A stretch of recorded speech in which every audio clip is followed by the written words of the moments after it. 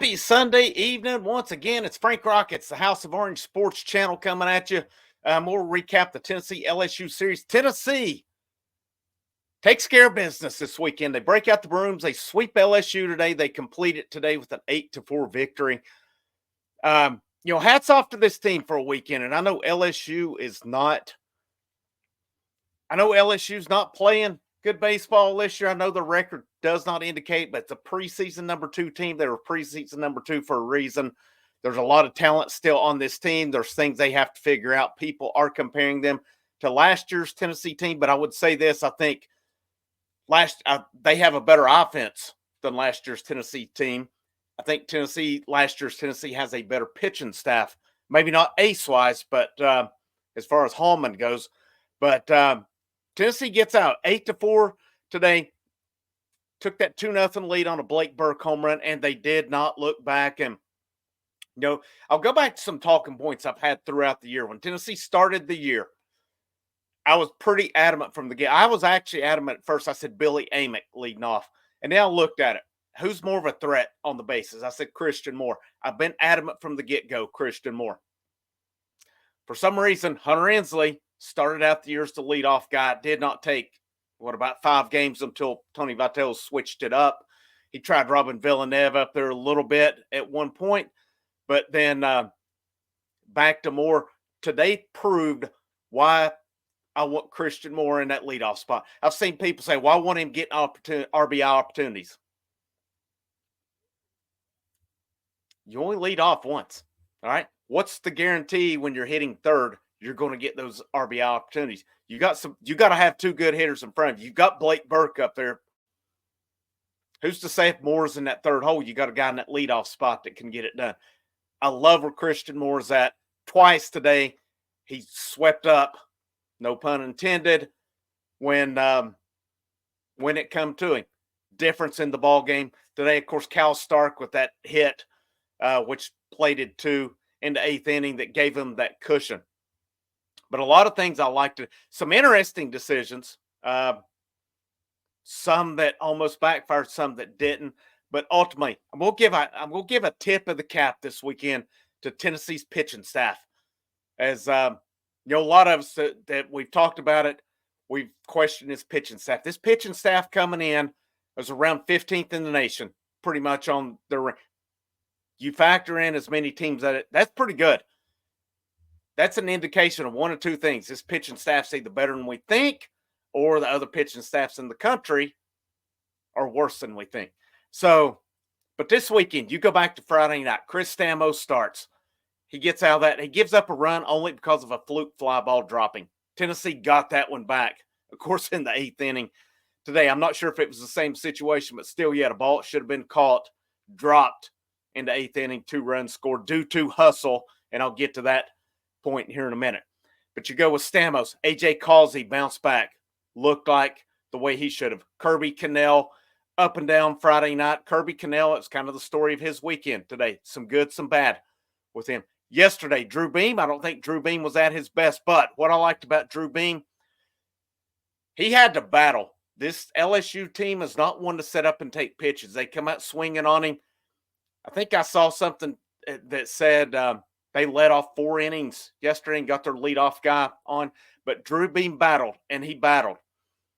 Did the stat line look great across the board? Maybe not. But you know what? It looked pretty dang good because Drew Beam gave up 1 run.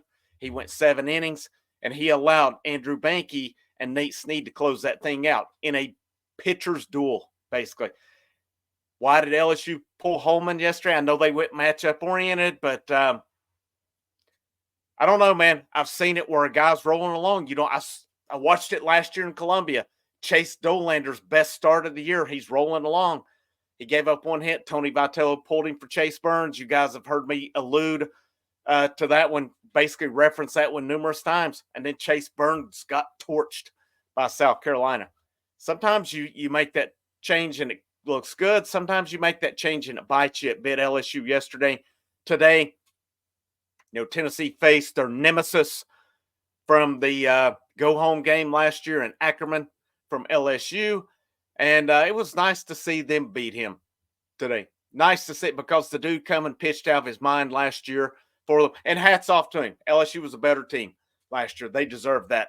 But today, Tennessee got the couple runs they needed. This was one of those weekends. What impressed me with them, and I've talked about it with them, that I said my fear, my doubt with Tennessee winning a College World Series is I'm kind of nervous about their ability or inability to win those close games to play that small ball. This weekend, they proved me in that. Is LSU right now one of the best teams in the nation? They're not playing like it. Do they have some of the most talent in the nation? Yes. I would not sleep on this team moving forward. They've had a brutal schedule so far. There's a long way to go in this season. And, all you got to do is make it to the NCAA tournament. We've saw it a couple years ago with Ole Miss. They were basically about the last team that got into that tournament, and look what happened. They got hot and won it. All you have to do when you have the talent is get in. The rest takes off from there. This Tennessee team did it in numerous ways. Xander Sechrist, again, a solid outing for him today. Really pleased to see what he did as he went 5 2/3, 2 runs, 2 earned, 6 hits, 1 walk, 5 strikeouts. That's a solid outing. Banky, 2 days in a row. Banky come in today, 1/3 of an inning, 1 strikeout. He got the job done. He got out of it. Thought it was really peculiar that Vitello went to Cannell when he did. I did not like that move, and he did not last long on it. He did go an inning. Or let me rephrase that. I didn't like that he come out the inning that he did with Tommy White coming up. That just, to me, didn't seem like the right matchup. But, it's easy for me to sit here and say it as well. He took care of business the inning before. Why not let him go back out there? And he didn't have many pitches up to that point. So, like I said, it's easy for me to sit here and say it. And it's easy for me to say it when you're facing one of the best hitters in the country and he gets the better of you. So, I don't know. I can't fault Vitello. I can't. I really can't. The guy, Cannell's reliable. He's got the most appearances in school history. You kind of had to give him that chance, I think. But sometimes you got to have a short leash. Again, easy for me to sit here and say. But then what I liked, what was a big positive for me at that point, LSU cut it to 2 runs. They went Aaron Combs with Nate Snead warming up, which kind of surprised me. And I was I don't know. I was a little interested to see how that one come up. But, man, Aaron Combs come in, 2 innings, 3 strikeouts, 1 flyout, 2 groundouts, ended the game with the ground. Got 2 grounders to Blake Burke, had 1 flyout in it. Good for him, man. Good for him. And this team needs a good Aaron Combs. They were going to count on him a lot. He's not had that great of a year up to this point. But good for him.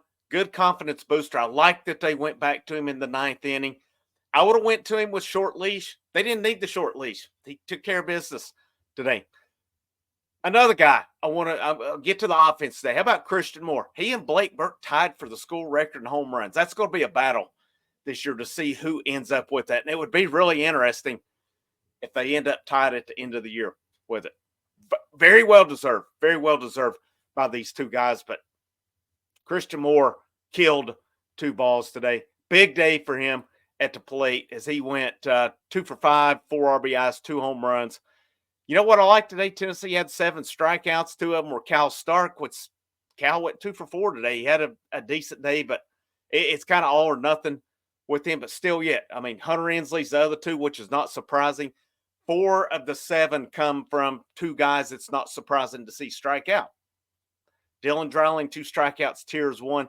Your top 3 guys, I mean, they made things happen today with the bats, got it around.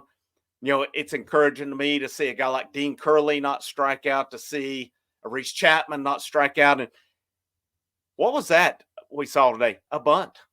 Tennessee bunted, put Ethan Payne in, first sacrifice bunt of the year. I thought it was an interesting decision, though. A sacrifice bunt, it was beautiful.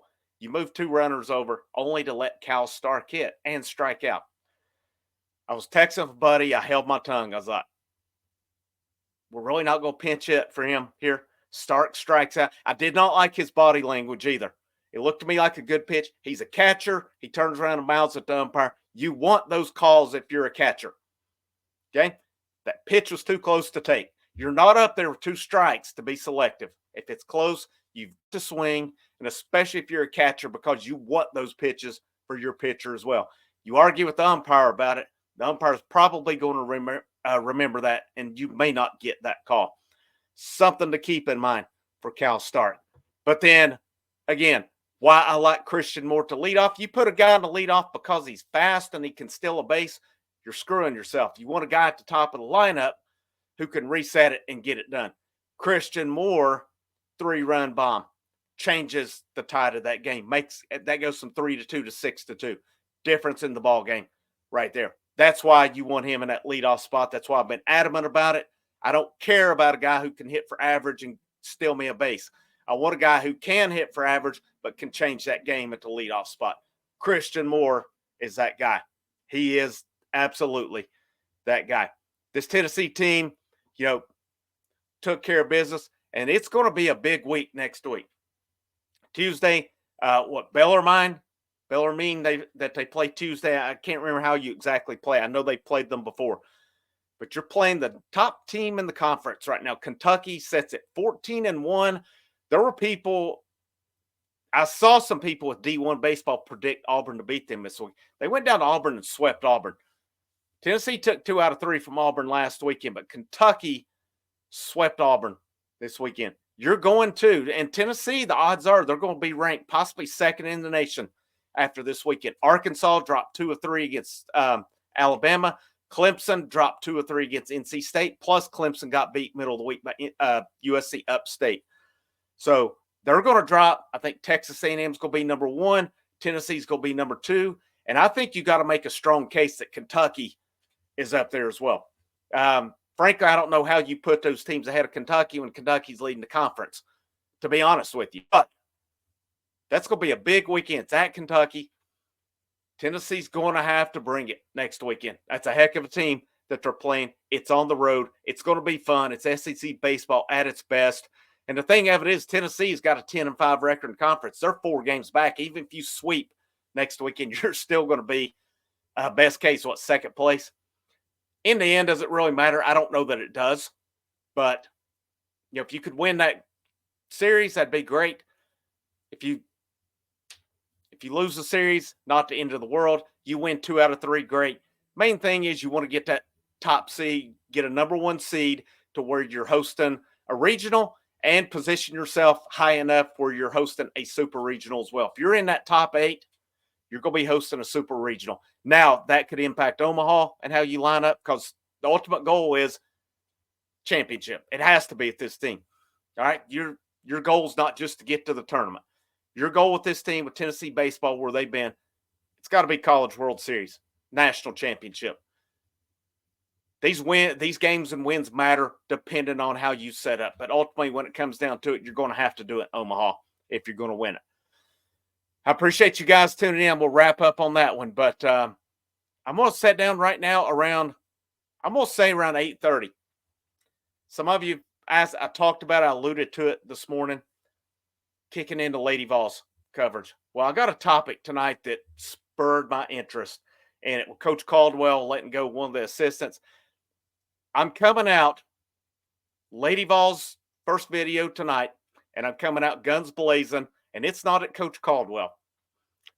I'm already sickened by our fan base with the way they've treated this hire, and that they're getting upset over someone who was on a staff who just got fired getting let go. It honestly pissed me off seeing the comments and the ridiculousness behind it. I'm coming out guns blazing with Lady Vols coverage tonight. I hope you'll tune in on that. Some of you requested it. And I think it'll be a nice addition to the channel. I'm all in on the current coach. I like what Danny White's done. I'm going to come out in support, and I'm going to come out and I'm going to question these who are afraid to let go of the past. Frank Rock, guns blazing. Thank you for tuning in tonight. House of Orange, we're on the up and up. This thing's rocking and rolling. Last but not least, go Vols.